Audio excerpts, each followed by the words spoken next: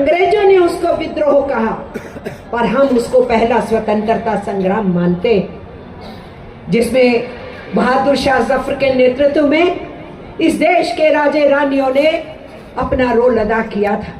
लेकिन भूमिका और पृष्ठभूमि, बैकग्राउंड इस देश के मजदूरों, किसानों और आदिवासियों ने खड़ी की थी।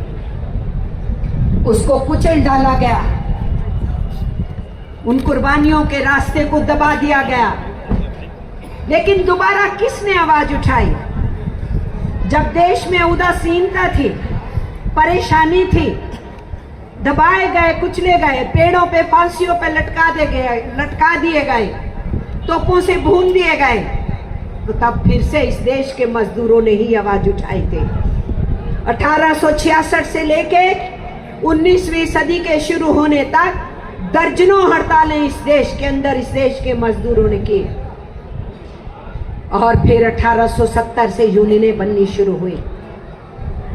मजदूर जब सड़कों में था, आंदोलन में था, लाठी गोली खा रहा था, जेलों में जा रहा था, तो स्वतंत्रता आंदोलन, जो इंडियन नेशनल कांग्रेस नाम का प्लेटफॉर्म बना, उसके अंदर भी बहस शुरू हो गई। बहस शुरू हुई कि अंग्रेजों के आगे एक लेटर और प्रतिनिधित्व करते हुए कुछ मांग रखते रहोगे, या कि ये जो मजदूर सड़कों पे लड़ता है, अपनी यूनियनों का झंडा उठा के इनसे कुछ सीखोगे। तो उनमें बहस चली, नरम दल और गरम दल। नरम जो जी हजूरी करते रहे, और गरम जिन्होंने कहा हमें लड़ना चाहिए। ये लड़ाई का जज्बा मजदूर तहरीक ने सिखाया है, मजदूर आंदोलन के संघर्षों के इतिहास ने सिखाया है, उनके हड़तालों के इतिहास ने सिखाया इस देश को। इसलिए जान ले अधिकारी लोग, जिन्होंने हमारे झंडों को उखड़वाने की कोशिश की कल, जिन्होंने हमारे पोस्टर्स को उखड़वाने की कोशिश की, जिन्होंने हमारे जुलूस को किंतु परंतु करने की कोशिश की, हमारे जांबाज एटक के लीडर्स यहाँ के, वो अपने इतिहास को चीनते हैं, समझते हैं, पहचानते हैं, और वो उनके साथ भिड़ गए कि प्रदर्शन यहाँ नहीं, तुम्हारे दफ्तर में पहुंच जाएगा अगर हमारे प्रदर्शन को रोको। ये है गरिमा जिस संगठन की आज हम बात कर रहे हैं, जिसके हम मध्य प्रदेश के इस 22वें सम्मेलन के अंदर हैं। 19वीं सदी के बाद जब 20वीं सदी शुरू हुई, तो 1901 में, 1902 में, 1903 में लगातार हड़तालों का दौर था। मजदूर अपने काम के घंटे सुनिश्चित होने चाहिए, उसकी लड़ाई पूरी दुनिया में चला रहा था। हमारे देश का मजदूर भी चला रहा था। हमारे को काम के पूरे दाम मिलने चाहिए, हमें काम की जगह पे सुरक्षा मिलनी चाहिए, और हमें भविष्य के लिए कोई सहारा, सामाजिक सुरक्षा मिलनी चाहिए। इन सब नारों को लेकर के इस देश का मजदूर तेजी से आगे बढ़ रहा था। उसी दौर के अंदर स्वतंत्रता आंदोलन भी फिर तेजी से आगे बढ़ना शुरू हुआ। जब जब स्वतंत्रता आंदोलन को थोड़ी ढील थी, तब तब उस चिराग को जिंदा रखने के लिए ट्रेड यूनियंस ने अपना लड़ाई का रास्ता कभी नहीं छोड़ा। इसलिए हमारे देश का मजदूर आंदोलन इस देश के आजादी के आंदोलन को मजबूत करने वाला हिस्सा बन गया। और जो देश का आजादी का आंदोलन था, वो मजदूर आंदोलन की ताकत को पहचान पाया। और ये खूबसूरत रिश्ता हिंदुस्तान के अंदर आजादी के आंदोलन का और देश के मजदूर आंदोलन का वो रिश्ता कायम हुआ। 1908 के अंदर बाल गंगाधर तिलक को गिरफ्तार कर लिया गया। बाल गंगाधर तिलक को 6 साल की सजा सुनाई गई। बाल गंगाधर तिलक ने यह कहा था कि आजादी मेरा जन्मसिद्ध अधिकार है। पूरे देश में आह्वान हुआ कि बंद करो एक दिन का। इस देश में कोई उस वक्त राष्ट्रीय संगठन नहीं था मजदूरों का, वो तो 1920 में बनाया ITU से। लेकिन जहां जहां हमारे मजदूर संगठन थे पूरे देश के अंदर, उनके लोकल नेता थे, उन्होंने उस आह्वान में हिस्सा लिया। और बॉम्बे के टेक्सटाइल मजदूर ने तो वहां के सारे मजदूरों को साथ लेके 6 दिन बॉम्बे बंद रखा। क्यों 6 दिन बंद रखा? क्योंकि बाल गंगाधर तिलक को 6 साल की सजा सुनाई गई थी।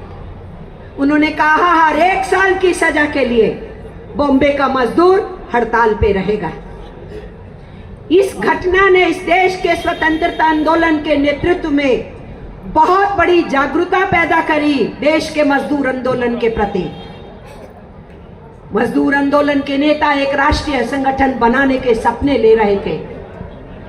6 साल बाद जब बाल गंगाधर तिलक रिहा हुए तो उन्होंने कहा हम भी आपके इस सपने में हिस्सा डालना चाहते हैं, आप आगे बढ़िए। उन्होंने ही बॉम्बे की जगह सुझाई थी ऑल इंडिया का सम्मेलन करने की। तैयारियां हो गई, लेकिन उनकी मृत्यु होने के बाद सम्मेलन थोड़ा टल के अक्टूबर में किया गया। तो फिर लाला लाजपत राय की अध्यक्षता में वो सम्मेलन हुआ। मैं आपको ये भी बताना चाहती हूं, जब 1928 के अंदर हमारे देश में अंग्रेजों ने साइमन कमीशन भेजा इस देश के लोगों को झांसा देने के लिए और मजदूर आंदोलन और किसान आंदोलन को दबाने के लिए, उस साइमन कमीशन का विरोध हुआ पूरे देश में। AITUC बन चुकी थी बेस में। एक तक ने भी आह्वान किया कि साइमन कमीशन के विरुद्ध आंदोलन करो। साइमन कमीशन गो बैक के नारे ट्रेड यूनियन मूवमेंट से उठे और स्वतंत्रता आंदोलन के प्लेटफॉर्म से उठे। लाला लाजपत राय जो हमारे भूतपूर्व अध्यक्ष थे, वो उस एक जगह जुलूस का नेतृत्व कर रहे थे। उनको अंग्रेजी पुलिस की लाठियों ने बहुत घायल कर दिया और फिर अस्पताल में उनकी मृत्यु हुई थी। भगत सिंह और उनके सहयोगियों ने लाला की मृत्यु के बाद, उनकी शहादत के बाद ये कसम खाई थी कि लाला तुम्हारी मौत का हम बदला लेंगे। लाला लाजपत राय शहीद हुए। उस साल AITUC के अध्यक्ष कौन थे? 1928 में जब साइमन कमीशन के विरोध का AITUC ने फैसला लिया, पंडित जवाहरलाल नेहरू इस एटक के अध्यक्ष थे, जो बाद में देश के प्रधानमंत्री भी बने। उससे अगले ही साल हमारे अध्यक्ष कौन थे जिन्होंने कहा तुम मुझे खून दो मैं तुम्हें आजादी दूंगा? नेताजी सुभाष चंद्र बोस। उसके 10 बरस बाद हमारे एटक के अध्यक्ष कौन थे? VV गिरी, जो इस देश के अंदर लेबर मिनिस्ट्री से इसलिए रिजाइन कर दिए कि मजदूरों के ऊपर जुल्म हो रहा था। बाद में वो उपराष्ट्रपति बने, फिर इस देश के राष्ट्रपति बने। स्वतंत्रता आंदोलन के मैं कितने लोगों के नाम गिनाऊं जो AITUC के साथ नजदीकियां बताने में फख्र महसूस करते थे। इसलिए याद रखिए, आप केवल एक झंडा नहीं हो, केवल आप एक यूनियन का नाम नहीं हो, आप उस संगठन के झंडा उठाने वाले मजबूत साथी हो जिसने हिंदुस्तान की आजादी के आंदोलन के अंदर अपनी भरपूर भागीदारी दिखाई अंग्रेजों को भगाने के अंदर। इसलिए डर नाम की चीज नहीं है, कोई खौफ नहीं है हमको। हमारा हर साथी प्रशासन से आंख मिला के बात करे, सीना तान के बात करे, बाजू उठा के बात करे, कुछ करने की जरूरत नहीं है। हमारे पीछे गरिमापूर्ण इतिहास है पूरा का पूरा। इसलिए मैं ये भी कहना चाहती हूँ, भारतीय जनता पार्टी वालों जो मजदूर आंदोलन को कुचलने के लिए 4 कोड लेके आए हो और आए दिन मजदूर आंदोलन को दबाने के लिए नई नई पॉलिसीज चलाते हो, हम तुम्हें बताना चाहते हैं, तुम अभी पैदा नहीं हुए थे, ना ही तुम्हारी माता श्री RSS पैदा हुई थी जब AITUC 1920 में बना। इन स्वयं सेवकों की माता 1925 में पैदा हुई और 1920 में AITUC के बनने के बाद हिंदुस्तान के हर कोने में लाल झंडा लहरा रहा था, घूम रहा था, अंग्रेजों को चुनौती दे रहा था। 1921 में जब हमारा दूसरा सम्मेलन हुआ करें, क्या हो गया? हमारे जो झरिया के कोयला के मजदूर थे, उनके नेताओं ने कहा एआईटीयूसी का सेकंड कॉन्फ्रेंस हमारे यहाँ करो। झारखंड और बिहार एक होते थे, तो बिहार के अंदर ही झरिया था जो आज झारखंड का हिस्सा है। वो कोयला का बेल्ट है। कोयला के मजदूर ने सेवा की वहां पर एटक की सेकंड कॉन्फ्रेंस की। और जब सेकंड कॉन्फ्रेंस एटक की हो रही थी, तो हिंदुस्तान का क्या आलम था। जलियांवाला बाग का कांड हो चुका था। जनरल डायर के हुक्म से सैकड़ों हिंदुस्तानी भूने जा चुके थे। कुछ खास नहीं ना। उसके बाद 1920 में असहयोग आंदोलन चल रहा था बापू गांधी के आह्वान पे, और उसी पूरे असहयोग आंदोलन के पूरे देश के उस वातावरण के बीच में एटक बन चुकी थी। तो 1921 में मजदूर चर्चा कर रहा था। यहाँ अरविंद ने कहा हमारी एक सियासत होती है मजदूर संगठन की एटक की, उसी का मैं चर्चा कर रही हूँ। देश के अंदर विदेशी हुकूमत को ललकारना भी राजनीति होती है। देश के अंदर अपने संगठन को बना के अपने हक हकूक की लड़ाई लड़ना भी राजनीति होती है। और बहुत बड़ी राजनीति 1921 में एआईटीयूसी ने अपने सम्मेलन में की। पूरा चर्चा किया देश के आंदोलनों का और निर्णय लिया अब अंग्रेजों को इस देश में रहने का हक नहीं है। अब हमको पूरी आजादी चाहिए। संपूर्ण स्वतंत्रता का प्रस्ताव इस देश के ट्रेड यूनियन आंदोलन में अपने सम्मेलन के अंदर लिया। और केवल प्रस्ताव नहीं लिया, जब जब इंडियन नेशनल कांग्रेस का हर साल सम्मेलन हुआ, मजदूरों को की भीड़ लेकर के एटक के झंडे के नीचे मांग करने के लिए पहुंचे कि हम तो मजदूर संगठन है, तुम राजनीतिक प्लेटफॉर्म हो, तुम क्यों नहीं इस प्रस्ताव को पास कर रहे हो। एआईटीयूसी ने 8 बरस अपनी इस जद्दोजहद को राजनीतिक प्लेटफॉर्म के साथ भिड़ करके कहा। हमारी राजनीतिक डिमांड थी, हम विदेशी हुकूमत का खात्मा चाहते थे, हम अपने देश के संसाधनों को अपने देश के आवाम के लिए चाहते थे, हम अपने देश की गरीबी और मुफलिसी, असमानता, बेघरी को दूर करना चाहते थे, लाइलाजी को दूर करना चाहते थे। इसलिए हम आजाद हिंदुस्तान को देखना चाहते थे। 1929 में जब कलकत्ता के अंदर सम्मेलन हो रहा था, 50,000 की भीड़ एटक के नेतृत्व के नीचे, और महाराष्ट्र में उस वक्त जो बॉम्बे प्रेसिडेंसी कहलाता था, वहां पर पीजेंट्स वर्कर्स की और पीजेंट्स की ऑर्गेनाइजेशंस थी, उनको साथ लेके 50,000 का जुलूस किया और मांग रखी। नेताजी सुभाष चंद्र बोस उस वक्त उस सम्मेलन की तैयारियों में थे, और नेताजी और गांधी जी को बाहर निकलना पड़ा पंडाल से और आके हाथ जोड़ के कहना पड़ा, हम आपकी मांग को स्वीकार करते हैं, पर हमें 1 साल का समय दीजिए। हम अगले साल 28 का वो सम्मेलन था कलकत्ता का, उन्होंने कहा अगले साल 1929 में हम इस प्रस्ताव को लेंगे। तो 8 साल के बाद 1921 के 8 साल के बाद 1929 में संपूर्ण स्वतंत्रता का नारा पास हुआ। इसके मायने क्या हैं? इसके मायने हैं हम केवल मजदूर झंडा नहीं उठाते, केवल हम अपनी बोनस की और ग्रेच्युटी की और अपने न्यूनतम वेतन की और राष्ट्रीय स्तर पे बेहतर वेतन की ही मांग नहीं करते। हम देश में क्या सही है क्या गलत है उसकी भी बात करते हैं। राजनीतिक पार्टियों ने क्या सही कर रहे हैं क्या गलत कर रहे हैं उसकी बात हम रखते हैं। देश के अंदर शासन प्रशासन की नीतियां सही है कि गलत है हम उसकी बात करते हैं, और उन नीतियों को बदला जाना चाहिए हम उसकी बात करते हैं, और उसके लिए संघर्ष भी करते हैं, और जो बदलने को तैयार नहीं होते उनको बदल डालते हैं। ये है एआईटीयूसी का संघर्ष का रास्ता। इसलिए इस रास्ते पे चलते हुए इस देश के आज़ादी के आंदोलन को आगे बढ़ाया गया। देश आज़ाद हुआ और आज़ादी से पहले ही हमने अंग्रेजों से लड़के अपनी ट्रेड यूनियन को कानूनी हक दिलाया। अंग्रेजी राज से जिस ट्रेड यूनियन एक्ट के तहत आपकी यूनियनें रजिस्टर होती हैं, आपको मान्यता मिलती है, वो 1926 का कानून है। एटक के बनने के 6 बरस के भीतर हमने वो कानून हासिल किया। हमने 1921 में माइंस का कानून हासिल कर लिया था। हमने 1923 में काम के स्थान पे सुरक्षा और कंपनसेशन का कानून हासिल कर लिया था। हमने 1935 में पेमेंट ऑफ वेजेस एक्ट का कानून हासिल कर लिया था।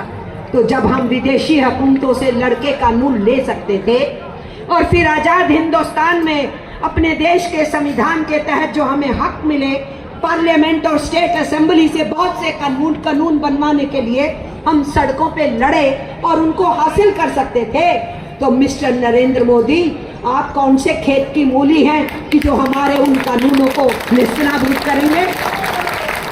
150 साल की मजदूरों की लड़ाई में जो हमने श्रम कानून हासिल किए, उनको ये 4 कोड में बदल करके हमारे सारे हकों को छीन लेना चाहते हैं। हमारे हड़ताल करने के अधिकार को, हमारी वेज की डेफिनेशन को, हमारी कंसिलेशन की प्रोसेस को, हमारी यूनियन को रजिस्टर कराने को, हमारी यूनियन की डी रजिस्ट्रेशन को आगे बढ़ा रहे हैं, यूनियन रजिस्ट्रेशन मुश्किल कर रहे हैं। मजदूरों के नेताओं के ऊपर सजाएं बढ़ाने का प्रावधान है, उसमें मालिकों के सजाओं को खत्म करके केवल फाइन का प्रावधान किया जा रहा है। ऑक्युपेशनल सेफ्टी, काम के स्थान पे सुरक्षा का जब सवाल आता है तो उस सब कानून से ज्यादातर मजदूरों को बाहर फेंकने की बात है। और जिस कानून की आप बात की है, यहाँ पर आपके नेता कुशवाहा बात कर रहे थे, राम सरोज जी, कि वो केंद्र का में एग्रीमेंट हुआ, ओबुलोशु जी उसको साइन करके आए और लेकिन यहाँ पर राज्य का वेतन दे रहे हैं। ये जो सारी एनोमली है, ये सब क्यों है? ये मैं आपको बता रही हूं कि अगर ये लेबर कोड्स आ जाएंगे तो जो ओबुलोशु जाकर के एग्रीमेंट साइन करके आए, वो एग्रीमेंट साइन करने की बाईपार्टाइट प्रोसेस भी खत्म हो जाएगी। इससे 7th पे कमीशन के बाद हम पहले ही बोलते थे, अगर इनको दोबारा कुर्सी पे बैठने दिया गया, हम गवर्नमेंट एम्प्लॉइज को बोलते थे, तुम कहते हो 7th पे कमीशन का ये लागू नहीं हुआ, वो लागू नहीं हुआ। हम आपको कह रहे हैं, अगर इस हुकूमत को टॉलरेट करोगे और अगर ये जारी रहे तो तुम्हें 8वां पे कमीशन नहीं मिलेगा। तो पार्लियामेंट में कह दिया मोदी की सरकार ने कि हम 8वां पे कमीशन नहीं देंगे। अगर 8वां पे कमीशन इनको लेना है तो सड़कों पे उतरना पड़ेगा। और ये जितना असंगठित मजदूर है, जितना ठेका मजदूर है, जितनी मेरी anganwadi mid day meal workers बहनें हैं, जितना बीड़ी का मजदूर है और कारखानों का मजदूर है, उन सब का सहयोग लिए बिना इन सरकारों को तो ठिकाने नहीं लगा सकते हो। इसलिए आज हमको ये समझना है कि आजाद हिंदुस्तान के अंदर हम लोगों ने पब्लिक सेक्टर एस्टेब्लिश करने की लड़ाई लड़ी। कांग्रेस पार्टी के भीतर से नेहरू को विरोध मिला और आरएसएस ने जो पॉलिटिकल पार्टी बनाई, भारतीय जनसंघ पार्टी, जिसका नया नाम भारतीय जनता पार्टी है, उसने डट के विरोध किया कि इस देश में पब्लिक सेक्टर नहीं होना चाहिए। इस देश में सरकार को पब्लिक सर्विसेज, जनता को सेवाएं नहीं देनी चाहिए। पीने का पानी, या उनको सस्ती बिजली, या उनको गली, या उनको सस्ते मकान, या उनके लिए खड़ंजा, या उनके लिए स्वास्थ्य की सुविधाएं, उनके बच्चों की पाठशालाएं, ये सरकारों ने नहीं करना चाहिए। ये इनकी सोच थी, ये इनकी सोच है।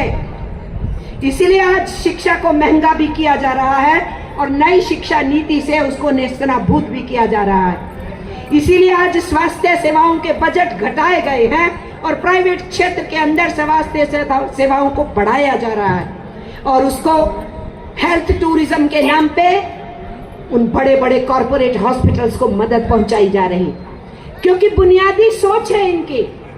ये मजदूर के विरुद्ध है, ये पब्लिक सेक्टर के विरुद्ध है, ये गवर्नमेंट की सेवा देने की जो जनता के प्रति जिम्मेदारी है संविधान के हिसाब से, ये उसके भी विरुद्ध है। ये आपको समझ लेना चाहिए। इसलिए वो ईमानदारी से अपनी नीति पे है, क्योंकि उन्होंने 55-56 में पंडित नेहरू ने जब बहस चलाई पार्लियामेंट में पब्लिक सेक्टर और पब्लिक सर्विसेज की, सार्वजनिक क्षेत्र और सार्वजनिक सेवाएं देने की, तो भारतीय जनसंघ पार्टी ने डट के विरोध किया था। और कहा था कि सरकारों की ये जिम्मेदारी नहीं है, सब कुछ बाजार के हवाले कर दो, बाजार अपने आप सब कुछ तय करेगा। जिसके पास पैसा होगा बच्चे की पढ़ाई खरीद लेगा, जिसके पास पैसा होगा इलाज करा लेगा, जिसके पास पैसा होगा पानी पी लेगा, जिसके पास पैसा होगा सिर पे छत बना लेगा, जिसके पास पैसा होगा वही सब कुछ जिएगा और बाकी किसी को जीने का अधिकार नहीं। तो इनकी ये शुरू से सोच थी। आज जो मध्य प्रदेश के कुर्सी पे बैठे हैं या जो दिल्ली के तख्तो ताज पे बैठे हुए हैं वो उसी सोच के मालिक हैं। और याद रखिए, जिन्होंने कहा मैं अध्यक्ष भी हूं एटक में कुछ यूनियनों का, और कहा मैं केवल कम्युनिस्ट पार्टी का सेक्रेटरी नहीं हूं, मैं आपको बताना चाहती हूं कॉमरेड्स, 1925 में आरएसएस बनी, 1925 में भारतीय कम्युनिस्ट पार्टी बनी। एटक तो उससे 5 बरस पहले बन चुकी थी। एटक तो इस देश के मजदूर आंदोलन के इतिहास से निकला हुआ एक बहुत बड़ा संघर्षशील संगठन है। 25 में कम्युनिस्टों से पूछा, अरे पार्टी बना रहे हो, क्या करोगे इस देश के अंदर? उन्होंने कहा अंग्रेजी राज को समाप्त करेंगे, इस देश के गरीब गुरबा मजदूर किसान की जिंदगी को बेहतर बनने की लड़ाई आगे बनाएंगे, इस देश के अंदर समाजवाद की स्थापना के लिए संघर्ष करेंगे और हर बच्चे के हाथ में कॉपी किताब हो, हर बीमार को इलाज मिल सके, हर बेघर के सिर पे हम छत देखना चाहते हैं, हर खाली हाथ को जो काम मांग रहा है काम देना चाहते हैं, उसके काम के हम पूरे दाम देना चाहते हैं और भविष्य की सुरक्षा देना चाहते हैं। ये है कम्युनिस्टों का सपना। उन्होंने ये कहा, कम्युनिस्टों ने ये कहा। और मैं आपसे कहना चाहती हूँ, दुनिया के मजदूरों की आवाज उठाने वाले मार्क्स और एंजल्स ने दुनिया के मजदूर आंदोलन को प्रभावित किया। कम्युनिस्ट पार्टी 25 में बनी, लेकिन एटक ने 1920 में बनने के बाद 1921 में अपना संविधान बनाया। उस संविधान में हम पहले ही लिख चुके थे, हिंदुस्तान के मजदूर आंदोलन का सपना है इस देश में समाजवाद बनाने का। ये हमारा भी सपना है, कम्युनिस्ट पार्टी का भी सपना है। उनसे भी पूछा गया, मोदी और अमित शाह की जो माता जी हैं, गाय नहीं है, गाय तो आपका हमारा सबका प्रिय पशु है, ये माता नहीं है उनकी। वो जगह जगह पे गलियों में नुकड़ों में इधर उधर बेचारी कूड़ा खा रही, क्या कर रही है उसके?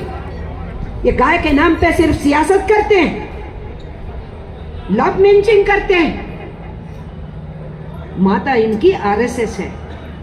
राष्ट्रीय स्वयं सेवक संघ के संस्थापक हेडगेवार से पूछा गया, मिस्टर हेडगेवार आप क्या करेंगे? संगठन बना रहे हैं, आप भी अंग्रेजों से लड़ोगे? उन्होंने कहा हमारी अंग्रेजों से लड़ाई नहीं है। अरे नौजवान तो फांसियों के तख्तों पे चढ़ने के लिए तैयार है, क्योंकि करतार सिंह सराभा की फांसी हो चुकी थी 19 साल की उम्र में, खुदीराम बोस को फांसी हो चुकी थी तब तक, और भगत सिंह सुखदेव और राजगुरु संघर्ष के आंदोलन में थे, और कितने उनके सीनियर्स को जेलों में ठूंसा जा चुका था। युवा पीढ़ी अपने देश के लिए हर कुर्बानी देने के लिए तैयार थी। लेकिन हेडगेवार ने क्या कहा, मिस्टर मोदी और मिस्टर अमित शाह मुझे जवाब दें, और यहाँ का मुख्यमंत्री मुझे जवाब दे जो भी स्वयंसेवी है। आपके गुरु ने कहा, संस्थापक ने, हमारी अंग्रेजों से लड़ाई नहीं है। उनको कहा गया कि ये नौजवान क्यों मरने के लिए तैयार है? उन्होंने कहा ये सब भटक गए हैं, हम इनको सीधे रास्ते पे लाएंगे। उनसे पूछा गया आपको प्रेरणा किसने दी? उन्होंने कहा हिटलर और मुसोलिनी ने दी। उनसे पूछा गया आपकी विचारधारा क्या है, आपका फलसफा क्या है? उन्होंने कहा फांसीवाद, नाजीवाद। मेरे कॉमरेड्स ने यहाँ शब्दों का प्रयोग किया ना, ये फांसीवादी सरकार, ये नाजीवादी सरकार, यूं ही नहीं हमने बोला।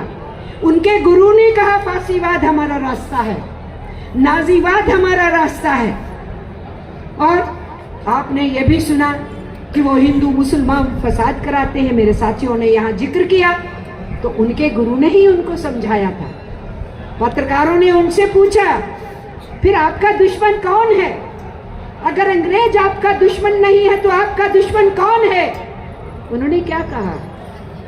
उन्होंने कहा, हमारा दुश्मन ईसाई है, मुसलमान है और लाल झंडा है।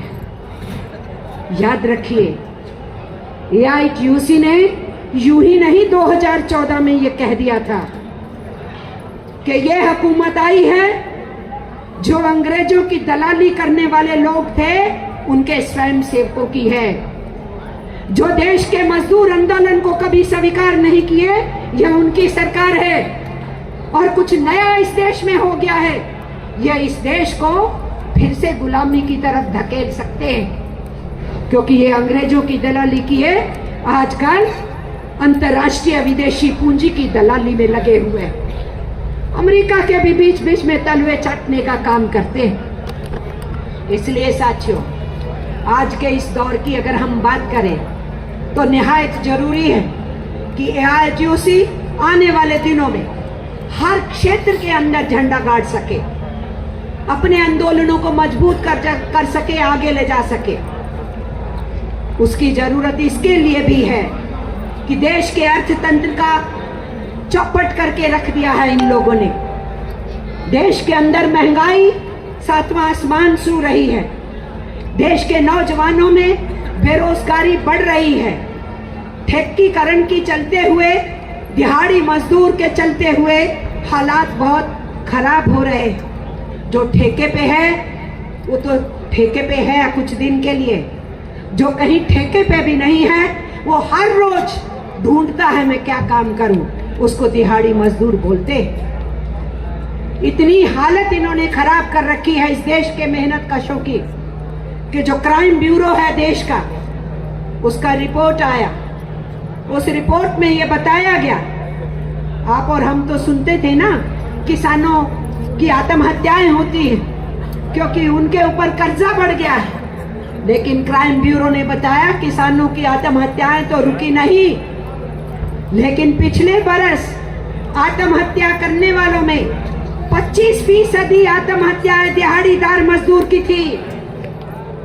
जहां नरेंद्र मोदी कह रहे हैं कि देश बहुत विकासशील हो गया, बहुत आगे बढ़ गया, विकसित हो गया, उस देश का मजदूर अपने घर में 24 दिन भी कमा नहीं सकता है, रोजी रोटी का इंतजाम नहीं कर सकता है, वो आत्महत्या के रास्ते पे निकला हुआ है।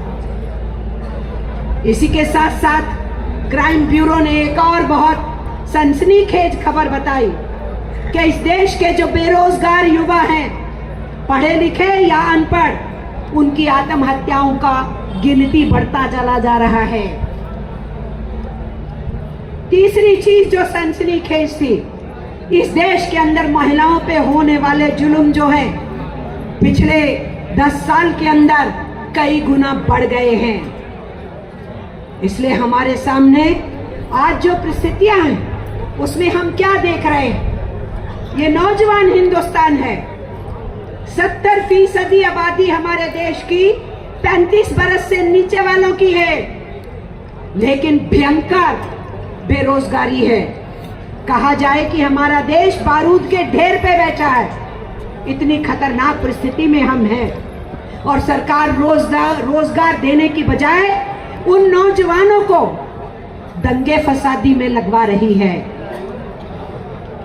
जात के नाम पे, धर्म के नाम पे, भाषा के नाम पे, इलाके के नाम पे दंगे फसादों में हमारे नौजवानों को फंसाया जा रहा है और दूसरी तरफ नशों की तरफ धकेला जा रहा है।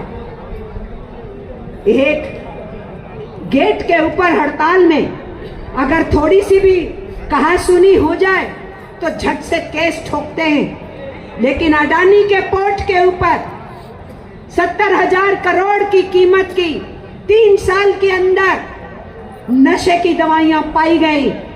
अडानी के ऊपर तो आज तक एक भी FIR नहीं हुई।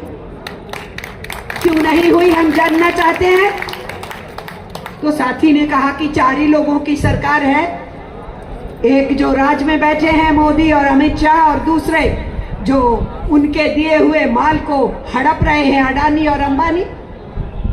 तो वो अडानी हो, अंबानी हो, टाटा हो, बिरला हो, डालमिया हो, गोयनका हो, फिलिप्स हो, बजाज हो, सिहानिया हो, कि सिल्वानिया हो, कि जिंदल हो, कि मित्तल हो, ये बड़े बड़े अरबोपति खरबोपति जो घराने हैं सबको बांटा जा रहा है, लेकिन दो स्पेशल मित्र हैं अडानी और अंबानी के हवाले ज्यादा किया जा रहा है। हमारे रेलवेज के प्लेटफॉर्म बेच दिए गए हैं, प्राइवेट सेक्टर को दे दिए गए हैं। आम जनमानस की रेलवे के लिए सुविधाएं देने की बजाय वो प्राइवेट सेक्टर की लूट को बढ़ाने के लिए वंदे भारत बढ़ाई जा रही है। सारा का सारा हमारा आम जनता का पैसा है जो इस्तेमाल होता है ट्रैक्स को मेंटेन करने के लिए, वहां भी ठेके पे लोग लगा दिए गए हैं। हर रोज आप एक्सीडेंट सुन रहे हो, और सरकार का जो बजट होता है वो रेलवे की सुरक्षा के लिए, ट्रैक्स की सुरक्षा के लिए, लाइनमैन की हिफाजत और उसके काम के लिए नहीं खर्च हो रहा है। उसमें से 5% भी खर्च नहीं होता, और उन्हीं ट्रैक्स के ऊपर अपनी करोड़ों की कमाई करने वाली प्राइवेट सेक्टर की वंदे भारत धनाधन घूमती है। ये सब कुछ हो रहा है। पोर्ट सेल किए गए, एयरपोर्ट सेल किए जा रहे हैं, एयरपोर्ट भी सेल किए गए हैं। एयर इंडिया कौड़ियों के भावों में दे दी गई है। पेट्रोलियम सेक्टर के ऊपर नजर लगी हुई है। बैंक्स का जबरदस्ती मर्जर कर दिया गया, उसके निजीकरण का रास्ता ढूंढ रहे हैं। LIC और GIC के निजीकरण की तरफ बढ़ रहे हैं। स्टील सेक्टर में निजीकरण का रास्ता चल रहा है। कोयले के क्षेत्र के अंदर कमर्शियल ऑक्शनिंग के नाम पे, कमर्शियल माइनिंग के नाम पे वहां भी निजीकरण चल रहा है। तो ये शिक्षा के अदारे में, स्वास्थ्य के अदारे में और पब्लिक सेक्टर के अदारे में सब जगह पर इनका यही रास्ता है। और इसलिए आहिस्ता आहिस्ता हिंदुस्तान के अर्थतंत्र को दुनिया के पूंजीपतियों की जो कॉरपोरेट्स घराने हैं उनके और अपने कुछ विशेष मित्रों के हवाले ये करना चाहते हैं। इसीलिए साथियों मैं भी ये कहना चाहती हूँ, वेतन की लड़ाई लड़ना तो हमारा हक है। स्वास्थ्य सेवाएं लेना, काम के स्थान पे सुरक्षा होना, सामाजिक सुरक्षा के साथ साथ पेंशन का प्रावधान होना, ये लड़ाइयां तो हम लड़ेंगे। ये तो हमारा रोजमर्रा का संघर्षों का इतिहास रहा है और हमें चलना है। लेकिन उससे भी बड़ी बात है कि आपके मुल्क को ही बेचा जा रहा है।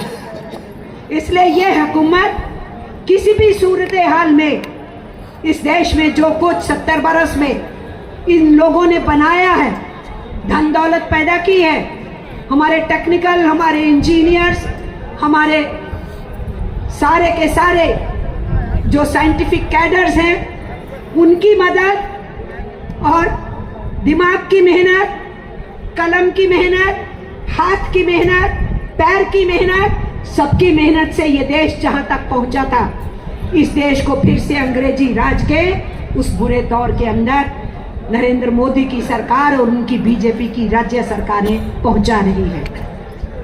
मैं यूं ही नहीं कह रही, इतनी ज्यादा बेरोजगारी कभी नहीं हुई थी, और अब तो ये 70 लाख के करीब सैंक्शन पोस्ट थी सरकार में और पब्लिक सेक्टर में।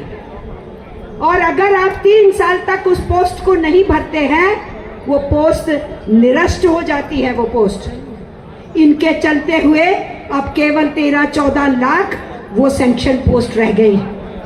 इन्होंने भर्ती नहीं की। इन्होंने कहा जो रिटायर होगा उसकी जगह ठेके पे रखा जाएगा।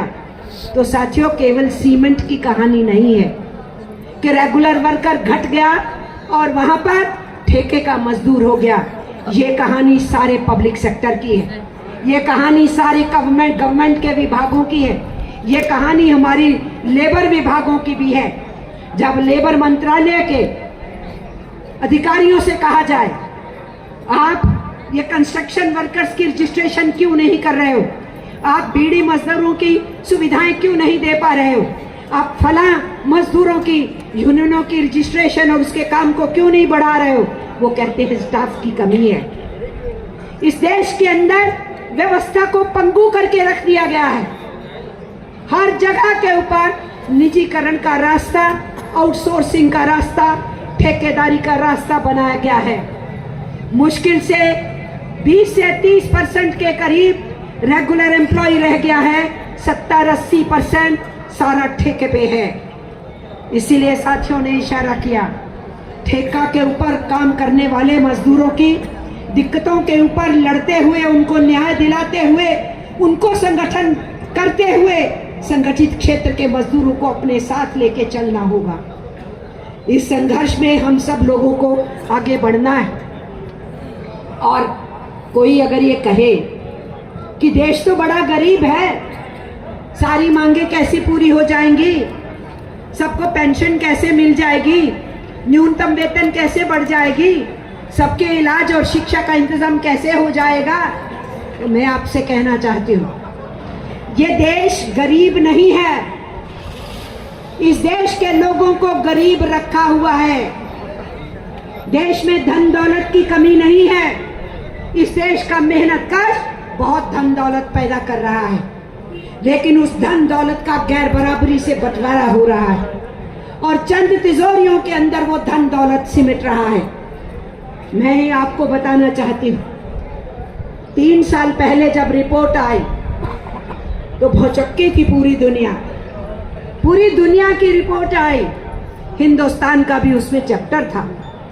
उसमें बताया गया कि हिंदुस्तान में जितनी कुल धन दौलत है, उस कुल धन दौलत का 22.5% हिस्सा इस देश के ऊपर के 1% अमीरों के पास है। 1% अमीर का मतलब क्या हुआ? केवल 1.5 करोड़ लोग, 140 करोड़ की आबादी है हम, उनके पास है 100 पैसा में से 22.5 पैसा। फिर उसमें यह रिपोर्ट थी, इस देश की जमीन से लेके ऊपर आते हुए, सबसे नीचे का गरीब से लेके ऊपर आते हुए जो 50% लोग हैं, यानी 70 करोड़ के आसपास लोग, उनके पास कुल धन दौलत जो है उसका कितना हिस्सा आता है? तो बताया गया केवल 13%। 13, 10, 11, 12, 13 कितने लोगों का? 70 करोड़ लोगों का। हमने कहा सरकार को घेरो, इसमें बदलाव होना चाहिए। पर क्या बदलाव आया? अगले साल रिपोर्ट आई तो बताया गया, नरेंद्र मोदी ने इस बात को इनकार नहीं किया है, मध्य प्रदेश की सरकार ने इनकार नहीं किया है उस सच्चाई को जो पूरी दुनिया के सामने आई कि जो 1% लोग कुल धन दौलत के 22.5% का मालिक थे, उनकी पूंजी का हिस्सा बढ़ के अब 40.5% हो गया है। और जो नीचे के 70 करोड़ हिंदुस्तानी, जिनके पास केवल 13% था कुल धन दौलत का, वो घट करके अब 3% रह गया है। तो धन दौलत कहाँ जा रही है? दौलत तो पैदा हो रही है। तुम तो कह रहे हो पर कैपिटा इनकम बढ़ गया इस देश का, तुम तो सड़कें गिना रहे हो, भवन गिना रहे हो, फ्लाईओवर गिना रहे हो जो उद्घाटन करने के कुछ ही समय में गिर जाते हैं। एयरपोर्ट पे उद्घाटन करने जाते हैं, छत गिर जाती है। कोई सड़क बना के उद्घाटन करके आते हैं प्रधानमंत्री, उसमें गड्ढे हो जाते हैं। कहाँ जा रहा है पैसा? इस देश के मुट्ठी भर धनाढ्य के हाथ में जा रहा है। मेहनत मशक्कत मजदूर कर रहा है, किसान कर रहा है, धन दौलत वो पैदा कर रहे हैं। हमारे कर्मचारी जो सेवा क्षेत्र में है वो सेवा दे रहे हैं, और इस देश के चंद मूल पूंजीपति ऐशो आराम लूट रहे हैं।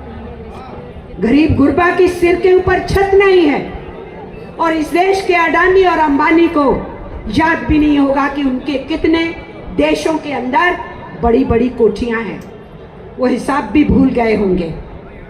हमारी गरीब माँ, गरीब बहन अपने बच्चे को दूध पिलाने के लिए तरसती है, उसके लिए दूध खरीद के नहीं पिला सकती है, लेकिन इस देश के वही अरबों खरबों पति अपने कुत्ते और बिल्लियों को मखमल के बिस्तर के ऊपर बिठा के दूध पिलाते हैं। इतनी बेरहमी है समाज में। उस बेरहमी को लाल झंडा नहीं चुनौती देगा तो और कौन देगा। यह लड़ाई मानवता की है और मानव अधिकार की है। इन सरकारों से जवाब पूछना चाहिए। आज पूरे यूरोप के, वो इंग्लैंड हो, फ्रांस हो, इटली हो, वो जर्मनी हो, वहां के जो सबसे अमीर है ना, हिंदुस्तान का अमीर उनसे भी ज्यादा अमीर है। और जो बुरुंदी है, मडागास्कर है, बेचारे गरीब देश, उसका जो सबसे गरीब है ना, हिंदुस्तान का गरीब उससे भी गरीब है। ये है असमानता।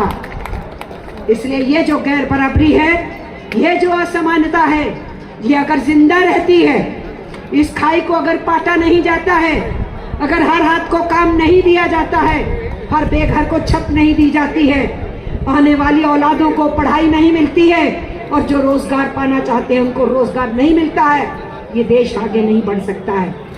और ये लोग चाहते हैं जितनी अराजकता फैलती है फैले, जितनी ज्यादा अराजकता होगी उतना ही इनको फायदा है, क्योंकि ये तो किसी के हाथ में त्रिशूल पकड़ा देंगे, किसी को तलवार पकड़ा देंगे, मोटरसाइकिलों पे उनको भेजेंगे तिलक लगा के, कुछ भी करके, और उनके मुकाबले में जो मुस्लिम फंडामेंटलिस्ट हैं वो उधर लोग भड़केंगे, इधर ये भड़केंगे, कल को ये सिखों के ऊपर इल्जाम लगाएंगे, फिर उनमें से जो खालिस्तानी सोच वाले हैं वो भड़केंगे, और इस देश के अंदर मार काट के अलावा कुछ नहीं रह जाएगा। इसलिए लोगों को ये बांट के रखना चाहते हैं, छोटे छोटे दायरों में डालना चाहते हैं, और मजदूर आंदोलन के लिए बंटवारा सबसे बड़ा खतरा होता है। कलेक्टिविज्म, एक साथ इकट्ठे होना, यूनियनाइज होना, अपनी कॉमन मांगों को लेके लड़ना, यही हमारा रास्ता होता है। और इसलिए ट्रेड यूनियन आंदोलन को आगे बढ़ाते हुए हमें इन सारे खतरों के प्रति भी वाबस्ता होना है। ये क्या बोलते हैं आपको, हम तो 5 किलो अनाज दे रहे हैं ना, वोट दे दो हमको। अरे इस देश में हमने लड़ा, बहुत से संगठनों ने लड़ा, तक भी उसमें शामिल हुए, कम्युनिस्ट पार्टियां भी लड़ी, कुछ और संगठन भी लड़े, तो हमने एक खाद्यान्न सुरक्षा का कानून बनवाया, फूड सिक्योरिटी एक्ट। ये वही जो कानून हम लोगों ने बनवाया मनमोहन सिंह के पीरियड में, उसी कानून के तहत हमने कोरोना काल में नरेंद्र मोदी से कहा गरीब गुरबा को मुफ्त अनाज देना शुरू करो। हम तो पब्लिक डिस्ट्रीब्यूशन सिस्टम, सबके राशन कार्ड की बात करते हैं। हम केरल की तरह 2 या 3 आइटम नहीं, 25 आइटमों को राशन के ऊपर देने की बात करते हैं, जिसमें कपड़ा भी मिले गरीब गुरबा को, खाना पकाने का तेल भी मिले, उसको साबुन भी मिले, उसको दालें भी मिले, केवल गेहूं, चावल और चीनी नहीं, उसकी जितनी एसेंशियल कमोडिटीज हैं उसको मिले। हम उस सार्वजनिक वितरण प्रणाली की बात करते हैं। लेकिन इन लोगों ने जो 5 किलो का राशन शुरू किया वो भी सबको नहीं दिया। 80 करोड़ की दुहाई देते हैं। खुद सुप्रीम कोर्ट ने कहा तुमने ई श्रम पोर्टल में 30 करोड़ नाम दर्ज कर लिए, उसमें से 8 करोड़ को राशन कार्ड नहीं है, तो कौन है ई श्रम पोर्टल में? वो है जो बड़ी मुश्किल से गुजारा करते हैं अपने घर को चलाने में। खुद सीतारमन ने कहा, फाइनेंस मिनिस्टर ने, कि हम 10 करोड़ लोगों को राशन कार्ड नहीं दे पाए, तो फिर तुम्हारी सरकार झूठ क्यों बोलती है? हम 80 करोड़ को 5 किलो अनाज दे रहे हैं। 5 किलो अनाज एक झूठ का पुलिंदा है। और अगर 5 किलो से ऊपर परिवार की जरूरत है, जो हर परिवार की जरूरत होती है, तो उसको जब खरीदना पड़ता है तो 3 गुना दाम में खरीदना पड़ता है। तो वो मुफ्त नहीं, कुछ भी रह गया। आपके परिवार के लिए जितने की आपको जरूरत है, ये 5 किलो का झुंझुना हो गया, बाकी आप खरीद रहे हो, आपको मुफ्त कुछ भी नहीं है। इसलिए ये सरकार झांसा देने का काम करती आई है, झांसा देने का काम कर रही है। इनसे पूछा गया सुप्रीम कोर्ट के द्वारा, इस देश में 5 साल से नीचे के बच्चे बहुत मर रहे हैं, जवाब दीजिए क्यों मर रहे हैं? मिस्टर नरेंद्र मोदी की सरकार के वकील ने वहां हलफनामा दिया, एफिडेविट दिया यहाँ वकालत करने वाले साथी भी बैठे हैं। सुप्रीम कोर्ट में एफिडेविट देने का मतलब है आप झूठ नहीं बोल सकते। वो एफिडेविट आपने दिया है, जो लिखा है वही सच्चाई है। क्या एफिडेविट दिया है? एफिडेविट ये दिया है जो 5 साल से नीचे के बच्चे मर रहे हैं उनमें से 65% बच्चे भूखमरी के शिकार हैं। कहाँ है मिस्टर नरेंद्र मोदी तुम्हारा 5 किलो का अनाज? ये किनके बच्चे हैं? ये हमारे गरीब गुरबा मेहनत का शवाम के हैं जो बेइलाज भी मरते हैं और भूखमरी से भी मरते हैं। इसलिए हिंदुस्तान के अंदर ये जो नीतियां हैं सरकारों की, उन नीतियों को बदले बिना, उसमें सुधार लाए बिना, कॉरपोरेट घरानों की लूट को रोके बिना और हिंदुस्तान के संविधान के हिसाब से एक समान काम का एक समान वेतन दिए बिना, हमारी सब कामकाजी बहनों को मातृत्व लाभ दिए बिना, रेगुलर नौकरियां दिए बिना देश आगे नहीं बढ़ सकता, सुधार नहीं हो सकता। ये हमारे ऊपर 5-4 कोड ही नहीं लाए, फिक्स टर्म अपॉइंटमेंट भी लाए। और फिक्स टर्म अपॉइंटमेंट का क्या मतलब है? आज हमने तुम्हें नौकरी पे रखा, ये लो कागज, यूनियन नहीं बनाओगे, कोई मांग नहीं रखोगे, अपनी नौकरी को पक्का करने की कभी सवाल नहीं उठाओगे, और जिस दिन तुम्हारी ये नौकरी की डेट खत्म होगी उसके बाद तुम उधर और हम इधर, कुछ नहीं मांगोगे, ना कंपनसेशन ना कुछ। ये तो फरमान है, जिस फरमान के तहत फिक्स टर्म एम्प्लॉयमेंट है, और वो सबसे पहले तो उन्होंने फौज पे लागू कर दी। हमारे 17-18 साल के हमारे बच्चों को आप अग्निपथ स्कीम के तहत अग्निवीर बना रहे हो, और जब वो रिटायर हो जाए 4-4.5 साल के बाद, आप उसके लिए शादी करने के लिए लड़की ढूंढ रहे हैं, और लड़की की माँ को उस बच्चे के पिताजी बोलते हैं, जी मैं तो नौकरी पे हूँ, काम करता हूँ, मेरा बेटा रिटायर हो चुका है जिसको आप अपनी बेटी देना चाहते हो। ये मजाक नहीं। जब हमारे बच्चे 21, 22, 23 साल की उम्र में अभी ऊंची ऊंची पढ़ाइयाँ कर रहे होते, जिंदगी में कुछ अच्छे पायदान पे पहुंचने की मेहनत कर रहे होते, आप उस उम्र के अंदर उसको रिटायर करके समाज में फेंकोगे? आज हो क्या रहा है? केवल 50,000 नॉन टेक्निकल स्टाफ के लिए 1,25 करोड़, 1.25 करोड़ यानी 1,25,00,000 बच्चों ने आवेदन दिया। केवल 50,000 नौकरियों के लिए 1,25,00,000 बच्चों ने आवेदन दिया। कितने पैसे मूछे उस रेलवे विभाग ने, लेकिन इम्तिहान होने के बाद इम्तिहान रद्द कर दिया गया। बच्चे रेलवे पटरियों पे आंदोलन करने के लिए आए, दिल्ली तक पहुंचे। हमारा रोजगार कहाँ है? सिर्फ 50,000 को ही लेटर मिला था, बाकी को नहीं मिला था। गिनती तो बहुत बड़ी थी। और अभी अभी एक एयरलाइन ने, एक हवाई जहाज की कंपनी ने कहा हमें लोडर अनलोडर चाहिए, सामान उतारने वाले और चढ़ाने वाले, जहाज के अंदर चढ़ाना, जहाज से उतारना, दूसरे सामान का आना। 500 चाहिए। 25,000 बच्चे पहुंच गए वहां रेलवे दफ्तर के बाहर, जिनमें से ज्यादातर ग्रेजुएट थे, पोस्ट ग्रेजुएट थे, पीएचडी किए हुए थे, इंजीनियरिंग किए हुए थे, और धक्कम पक्का कर रहे हैं सिर्फ 500 की नौकरी के लिए 25,000 नौजवान वहां छोटी सी जगह में पहुंच गए। हालत तो ये है, केवल अनाउंस हुआ 50,000 के करीब कांस्टेबल भर्ती किए जाएंगे।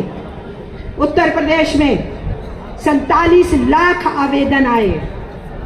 उन आवेदन करने वालों में भी हमारे मिडिल क्लास परिवारों के पढ़े लिखे बच्चे भी थे।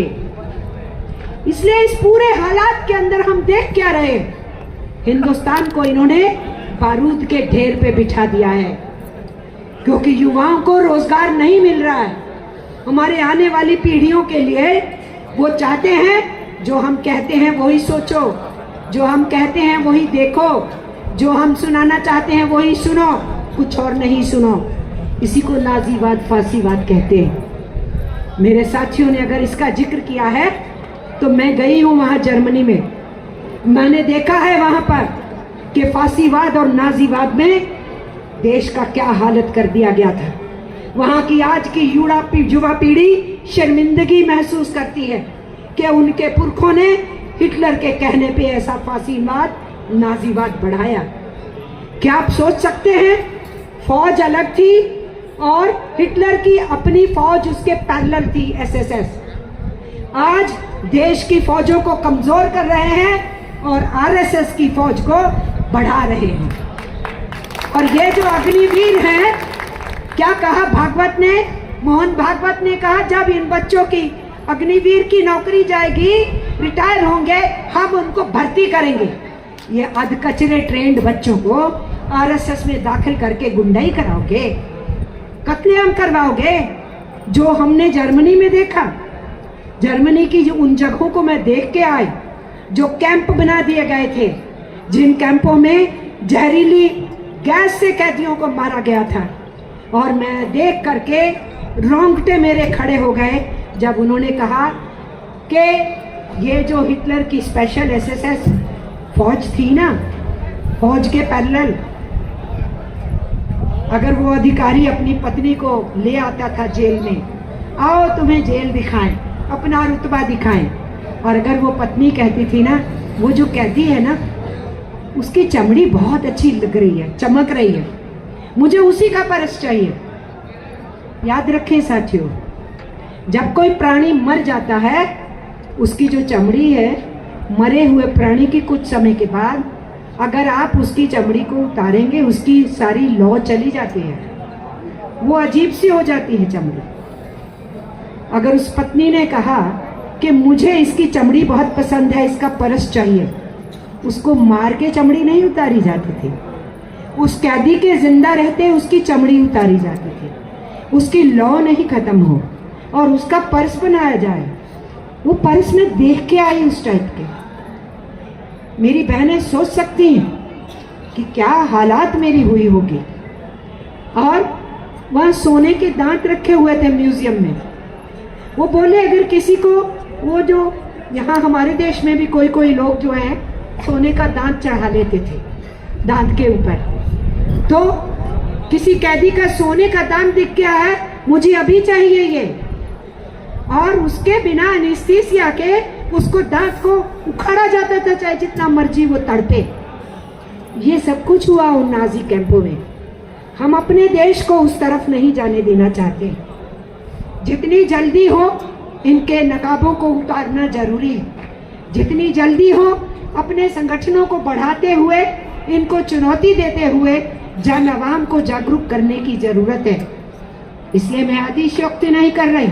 उन्होंने खुद कहा कि हिटलर और मुसोलिनी उनके नेता है, और हेडगुआर ने तो अपने गुरु मुंजे को भेजा था इटली में ट्रेनिंग लेने के लिए, और ट्रेनिंग लेके आए तो ये जो आरएसएस की ड्रेस है ना, ये इंट्रोड्यूस की गई। ये इटली के मुसोलिनी के द्वारा बताई हुई ड्रेस है, खाकी निक्कर, सफेद कमीज, काली टोपी।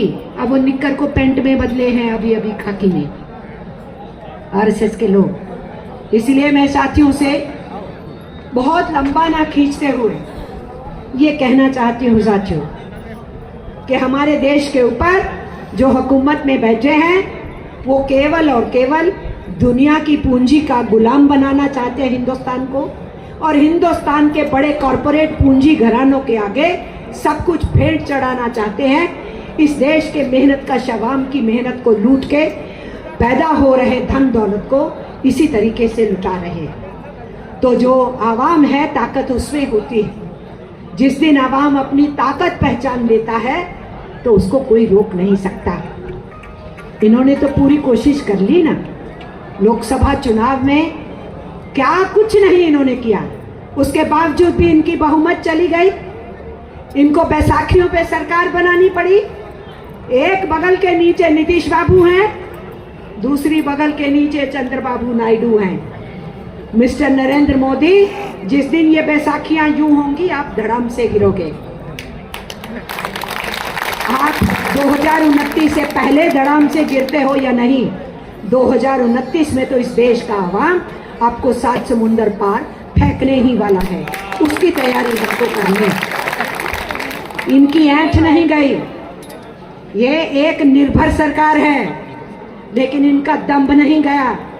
और याद रखिए, इसके बावजूद भी कि ये कमजोर सरकार है, इन्होंने कहा हम लेबर कोड लागू करेंगे। मजदूरों को नथ डालने के लिए, नकेल डालने के लिए, इनके संगठनों को कमजोर करने के लिए, पीटने के लिए हम लेबर कोड लागू करेंगे। हम लेबर मिनिस्टर से मिले, सारी ट्रेड यूनियंस, उनसे हमने कहा कि तुमने इंडियन लेबर कॉन्फ्रेंस नहीं करी और तुम लेबर कोड ला रहे हो। मजदूर संगठनों से बात नहीं की, तुम लेबर कोड ला रहे हो, तो आप इंडियन लेबर कॉन्फ्रेंस बुलाओ, हम लोगों से बात करो। मंत्री ने क्या जवाब दिया? उन्होंने कहा हाँ हम बात करेंगे, हम आपको कन्विंस करेंगे। अरे आप हमें क्या कन्विंस करोगे जी? हम तो कन्विंस होने वाले नहीं। तुम तो हमारा खात्मा करना चाहते हो, उसकी इजाजत हम देंगे नहीं। तो ये अभी भी लेबर सेक्रेटरी को लगा के पूरे देश में घूम रहे हैं ये लोग और कह रहे हैं कि रूल जल्दी लागू करो, नोटिफाई करो और लेबर कोड लागू करो। इसलिए हमारे सामने तलवार लटकी हुई है। पर याद रखें, 4 साल से हमने लेबर कोड लागू नहीं होने दिए। सेंट्रल ट्रेड यूनियंस ने अपना मोर्चा खोल के रखा, हम पीछे नहीं हटे। किसानों ने अपने आंदोलन से अपने 3 कानून वापस करवाए, हम अपने 4 कोड को लागू नहीं होने दिए। अब ये सरकार कमजोर है। इस कमजोर सरकार के सामने लामबंदी का माहौल होना चाहिए, ज्यादा मोबिलाइजेशन होना चाहिए, ज्यादा गिनती में आंदोलनों में लोगों को उतारने की जरूरत होगी और इनको बताने की जरूरत होगी कि अभी तुम बैठे हो, ज्यादा देर उस कुर्सी पे बैठे नहीं रह सकते हो। तो इसलिए उन कानूनों को लागू नहीं होने देना है। इस मुस्तैदी से हमने अपनी ट्रेड यूनियंस को बढ़ाना है। मैं आपसे इसी के साथ साथ ये भी कहना चाहती हूँ साथियों कि ये लोग लड़ाई और संघर्ष के बिना किसी आवाज को नहीं पहचानते। इसलिए संघर्ष रास्तों पे उतरना तो जरूरी है। और किसान आंदोलन ने 13 महीने बैठ के दिल्ली के बॉर्डर पे मिस्टर नरेंद्र मोदी को बता दिया कि तुम इनविंसिबल नहीं हो, तुम्हें भेदा जा सकता है, अभेदीय नहीं हो तुम। उस 13 महीने के पीरियड में हम ट्रेड यूनियंस ने किसानों के साथ खड़े होके उनके आंदोलन को ताकत देने का प्रयास किया। किसान मोर्चा में और हम लोगों में जो दोस्ती बनी सेंट्रल ट्रेड यूनियंस के 10 यूनियनों के प्लेटफॉर्म की, उनके साथ जो दोस्ती बनी, हमने बार बार कई आंदोलन इकट्ठे किए। और अब 26 नवंबर को किसान मोर्चा और ट्रेड यूनियंस की तरफ से बहुत बड़ी लामबंदी की जाएगी। जब हमारे लेबर कोड जबरदस्ती कोरोना काल में पास किए गए, किसानों के 3 कानून पास करने के बाद हमने उस डिजास्टर मैनेजमेंट एक्ट के दौरान दिल्ली में आंदोलन किया, अलग अलग राज्यों में प्रतिरोध किया।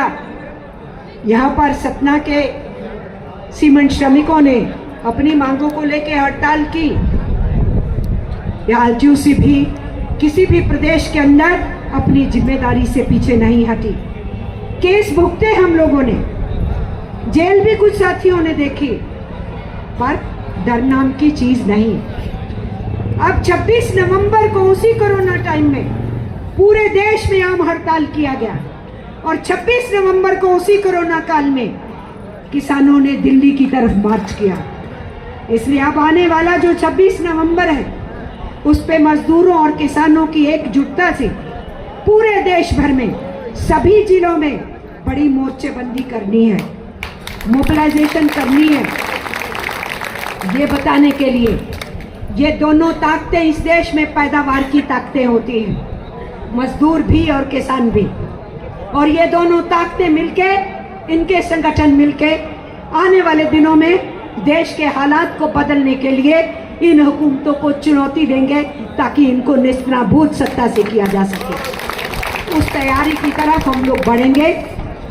डेलीगेट सेशन में तो हम बहुत सी बातें करेंगे वहाँ पर यहाँ बहुत सी यूनियनों के साथी जो उमड़ घुमड़ कर आए हैं उनको मैं बताना जरूरी समझती थी कि 26 को ये कार्यक्रम है। उससे पहले 23 सितंबर को हम लोगों ने ब्लैक डे मनाया, क्योंकि सितंबर में हमारे पे लेबर कोड पार्लियामेंट में पास किए गए थे, तो हमने उसको एक काले दिवस के रूप में मनाया। तो आने वाले दिन और भी ज़्यादा संघर्षों के होने वाले हैं। मेरा आपसे ये कहना है, और हमारी महिलाओं से विशेष करके, ये युवा विरोधी सरकार, मजदूर विरोधी की सरकार और किसान विरोधी सरकार तो है ही, ये महिला विरोधी सरकार भी है।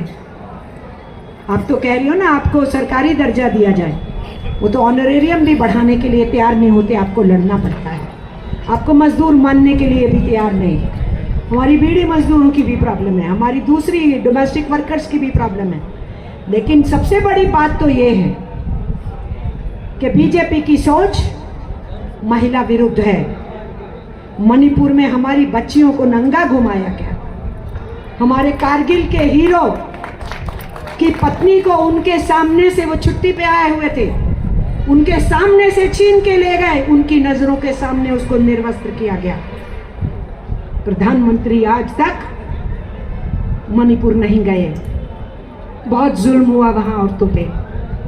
और दिल्ली में तो हम खुद देख रहे थे, जो बच्चियां हमारे देश के लिए मेडल लेके आए, जब उन्होंने कहा ब्रिजभूषण शरण हम पे बुरी नजर रखता था, दुर्व्यवहार करता था, प्रधानमंत्री उसको नहीं बोले कि एमपीशिप से रिजाइन करो, उसको शेल्टर देते रहे। और जब नई पार्लियामेंट का उद्घाटन हो रहा था, ब्रिजभूषण शरण सिंह अंदर है प्राइम मिनिस्टर के साथ, और हमारी बच्चियां जो आंदोलन पे थी जंतर मंतर पार्लियामेंट स्ट्रीट के ऊपर, उनको और उनके साथी पहलवानों को सड़कों पे घसीटा जा रहा था। ये इनका रवैया है।